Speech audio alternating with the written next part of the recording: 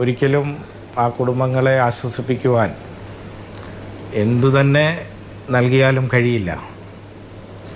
ഇപ്പോൾ ഞാൻ മുരളീധരൻ നായരുടെ വാഴമുട്ടത്തെ വീട്ടിൽ നിന്നാണ് അദ്ദേഹത്തിൻ്റെ സംസ്കാരത്തിൽ പങ്കെടുത്തതിന് ശേഷമാണ് വരുന്നത്.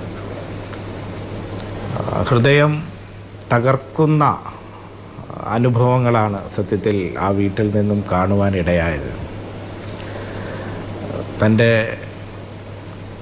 കൊച്ചുമകളെ കാണാൻ വരാൻ വേണ്ടിയുള്ള ധൃതിയിലായിരുന്നു അദ്ദേഹം.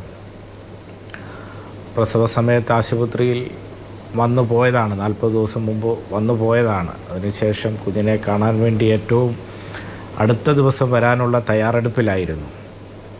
ഏകദേശം 30 വർഷത്തെ പ്രവാസ ജീവിതം അവസാനിപ്പിച്ച് ഇപ്പോൾ നാട്ടിൽ വന്ന് സെറ്റിലാവണം എന്നാഗ്രഹിച്ച ഒരു മനുഷ്യനായിരുന്നു. അദ്ദേഹത്തിൻ്റെ ആ മൃദുശരീരം ആ വീട്ടിലേക്ക് കൊണ്ടുവരുന്ന രംഗമൊന്നും നമുക്ക് ഒരിക്കലും ചിന്തിക്കാൻ കഴിയാത്ത അനുഭവങ്ങൾ ആണ്. അവർക്കൊക്കെ ഇനി നമ്മൾ എന്തു തന്നെ നൽകിയാലും അതൊന്നും ആവില്ല. ഇപ്പോൾ പത്തനംതിട്ട ജില്ലയെ സംബന്ധിച്ച് ഇവിടെ 6 പേരാണ്. ഓരോ ഗ്രാമവും കണ്ണീരിലാണ്. കോന്നിയിൽ 2 കുടുംബത്തിൻ്റെ നാഥന്മാരാണ് നഷ്ടപ്പെട്ടിരിക്കുന്നത്. വാഴമുട്ടത്തും കോന്നി അട്ടച്ചാക്കലും. സജു വർഗീസും ഇതേപോലെ ധാരാളം ആളുകളെയൊക്കെ വിദേശത്തേക്കൊക്കെ കൊണ്ടുപോകാനുമൊക്കെ സഹായിച്ച ഒരു നല്ല ചെറുപ്പക്കാരൻ, 2 പെൺകുട്ടികൾ. ആ കുടുംബവും എന്തു ചെയ്യണമെന്ന് അറിയാത്ത നിലയിലേക്ക് തകർന്നിരിക്കുകയാണ്. വീടുകളിലെത്തുമ്പോൾ അവരെ ആശ്വസിപ്പിക്കുവാൻ നമുക്ക് വാക്കുകളില്ല. അതാണ് സാഹചര്യം. ഒരുപക്ഷെ കേരളത്തിൽ സമീപ സമയങ്ങളിലൊന്നും ഇത്തരത്തിൽ വേദനയോടെയുള്ള ഒരു ദിവസം നമ്മൾ കണ്ടു കാണില്ല.